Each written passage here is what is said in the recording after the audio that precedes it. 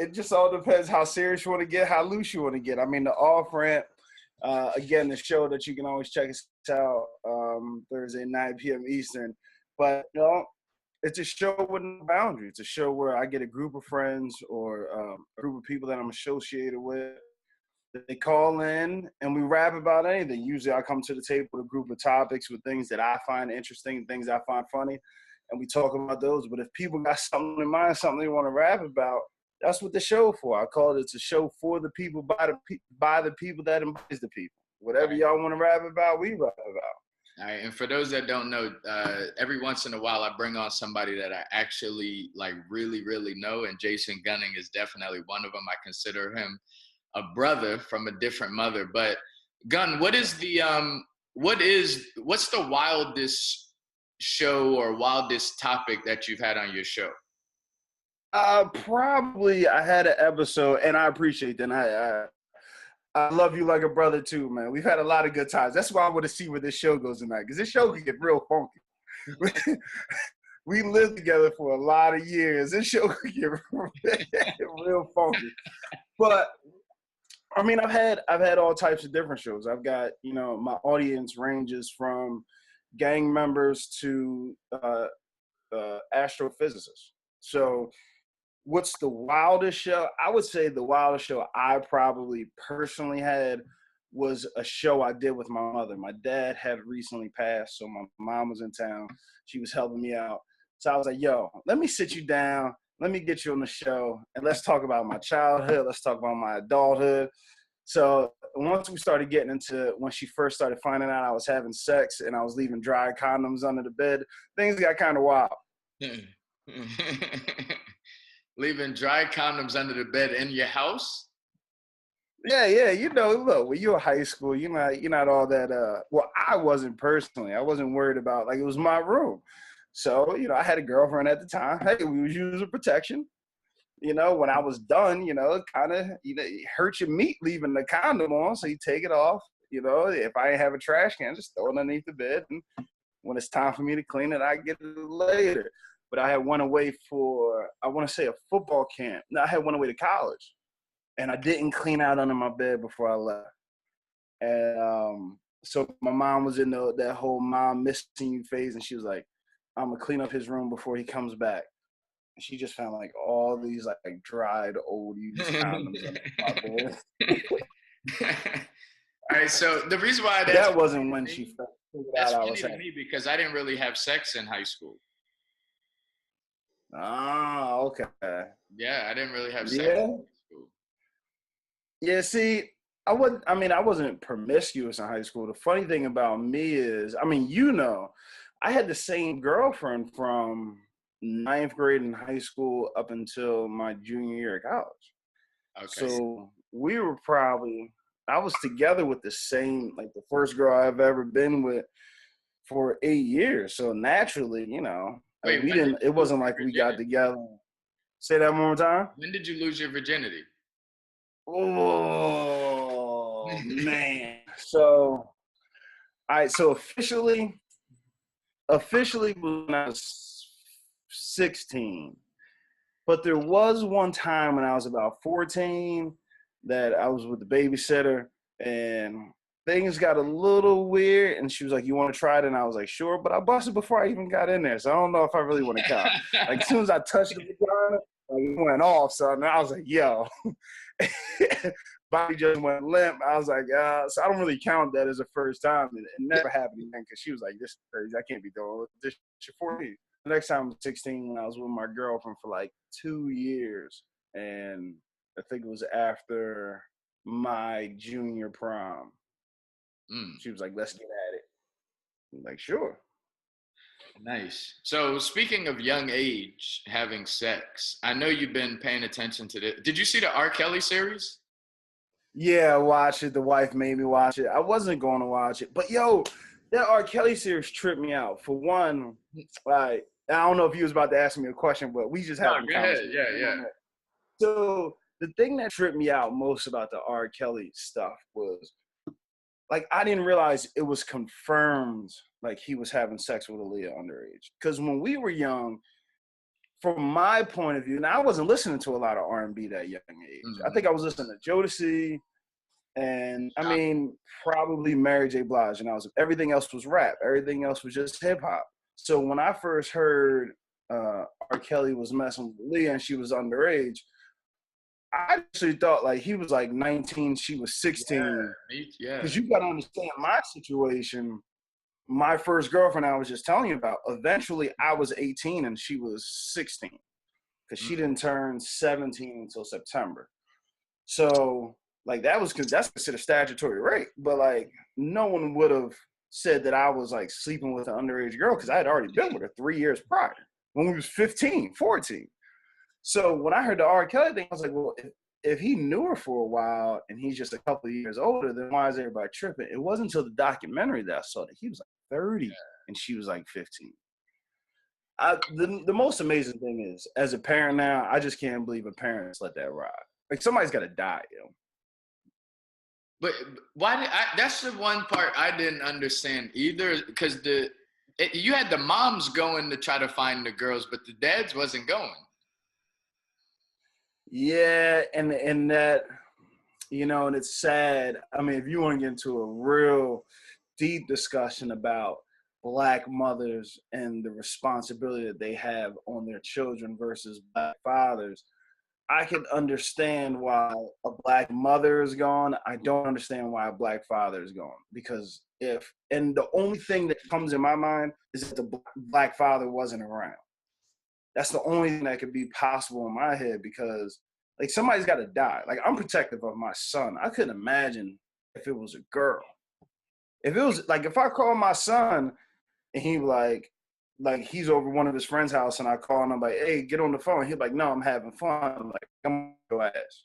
Like, get on the damn phone when I call you. If it's my daughter and she with another man and he like, yo, you can't talk to her, and bangs on me, yo, I'm going Full House. I'm going what's the group? Full House at the house party. I'm gonna take some gasoline. I'm a Full Force, my bad. Thank you for the correction.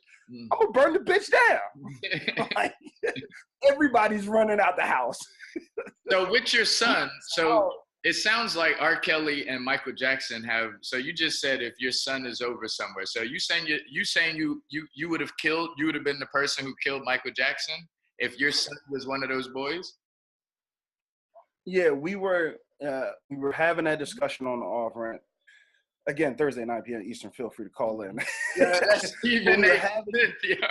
Stephen A. Smith always. Feel free, come and join us. Let's join together. Let's join this. But yeah, so we were having this discussion on the off ramp that, you know, so everyone wants to boycott R. Kelly because of his documentary. Everybody says, you know, R. Kelly's off, he's cut off the list, and I was like, well, what about Michael Jackson?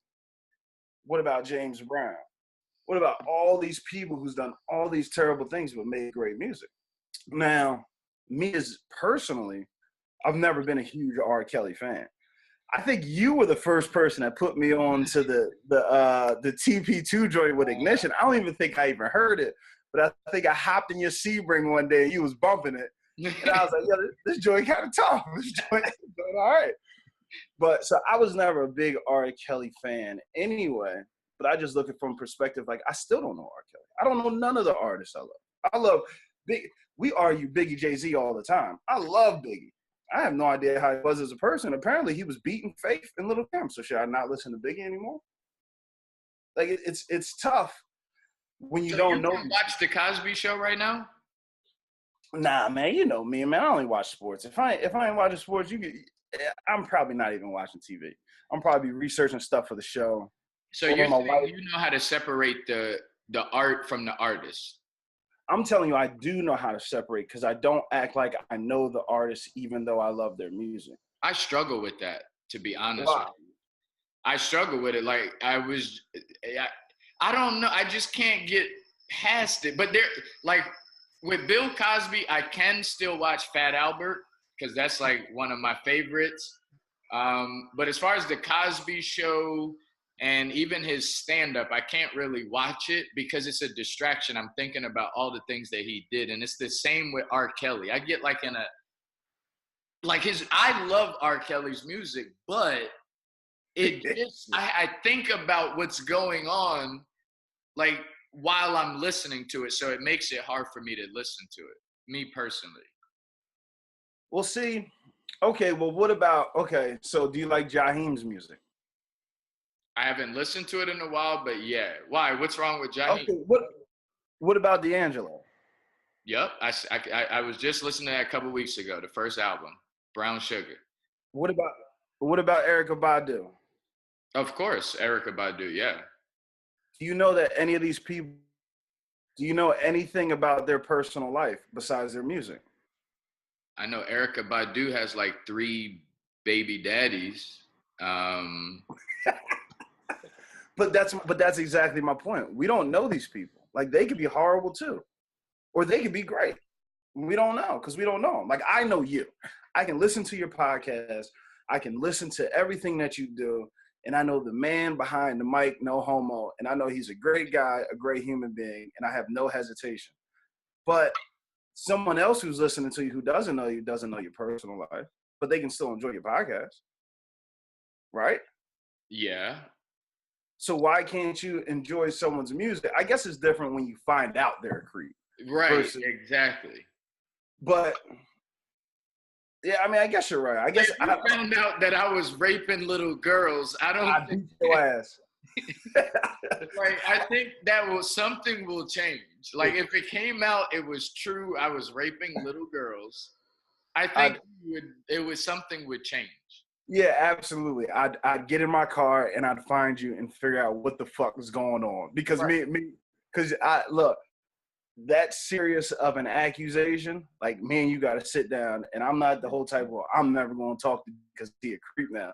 Nah, we're going to get you fixed. I'm going to find some holy water down in New Orleans. We're going to get some weed out of California, and we're going to figure out if we can fix this. That's actually funny. But that's real, though.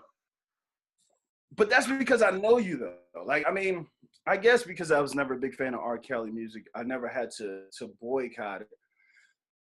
But Michael Jackson, when Fab beat his girl. Well, see, I thought when Fab, and you know I'm a huge Fab. I think Fab, before that 444 album by Jay-Z, I thought Fab was the best rapper ever out of Brooklyn. Longevity besides Big. Because I thought he had eclipsed Jay with his mixtape. So I'm a big fan of Fab. With the whole Fab hitting his girl thing, I see. That's a story that I never got too deep in. So I don't know if it was confirmed that he hit her or if he was just chasing around the car. They just got in a heated argument. I feel like I come from a different place because I had domestic violence in my household growing up. And so it's difficult for me to say he hit his girl, so he doesn't love her. When I seen my father hit my mom, and I know, and this ain't like shitting on my father, no, it's just something I grew up with. I know my father loved my mother. I saw it every other day of the year. Just if he drank too much, he'd get violence, which is eventually why he had to stop drinking. He had an alcohol problem. He was an alcoholic. So when it comes to that, man, relationships are tough. I'd say I always lean on whatever their relationship is, I stay out of it because she ended up staying with him. So if I cut Fab off and never listen to his music anymore because he had a violent moment with his wife and she took him back, now I'm out the music that I love. Like, that's their relationship. They got nothing to do with me. I don't hit my wife. I know if I put my hands on my wife, she's already told me she'd leave me. She's taking everything. But that's how my relationship is. Other people's relationship has struggles, and I know that because I've seen it with my mother and my father. Thank God I don't have those struggles in my relationship. But I'm not going to judge another relationship just because I don't have those problems and they do. How do you feel about? I was having this conversation this past week, and well, all right. First off, what are you sipping on right there? I got that moonshine. I mixed it with a little ginger ale because I would have passed out on you. Yeah, make sure you look at the world champ Eagle. Oh my gosh, look, yo, you're the worst. Yo, Eagles fans, I hate y'all so bad, Joe. Well, hold on. Let me just tell you what I'm sipping on because it's actually very special. Now, for everybody on the off ramp, which you can catch on Thursday, 9 p.m. Eastern, you could. Everybody knows my wife is from. Now we're from New Jersey. We're from South Jersey. My wife is from Western Kentucky.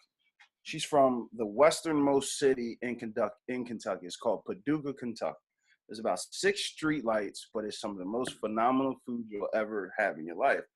But they opened up a moonshine company. So I want to shout out, and if you got any fans in Kentucky, go to Silent Brigade, Kentucky Moonshine. It's downtown Paducah. Some of the best moonshine you'll ever have. This is the plain moonshine because I don't like a lot of that sugar. That's the plain one. But they got a blackberry one that's phenomenal. They got a pecan one that's phenomenal. And so if anybody out there likes moonshine, head to Paducah, get you the Steel Brigade, tell them Gun sent you. They'll know who I am because I'm one of probably the few black people that show up in that joint. That's okay. So I'm sipping on. You ever had Taylor port before? I like ports. I'm more of a Merlot guy, but I do like ports. I'm not sure if I had that specific one. You got the bottle near you? It just says port on it. Oh, okay. I'll probably have to see the label, so I might have had it. Yeah, I just got put onto it a couple months ago, actually, and it's all right. It's pretty good. Ports have a little bit of sugar in it too, man. You gotta watch them hangovers with them sugar drinks. Hangovers is rough, man. All right, That's so why prenuptial agreements was the conversation. Okay. And y'all get right into it. I've had this conversation with married people, with single people, people in relationships, and how do you feel? Are you for or against the idea of prenuptial agreements?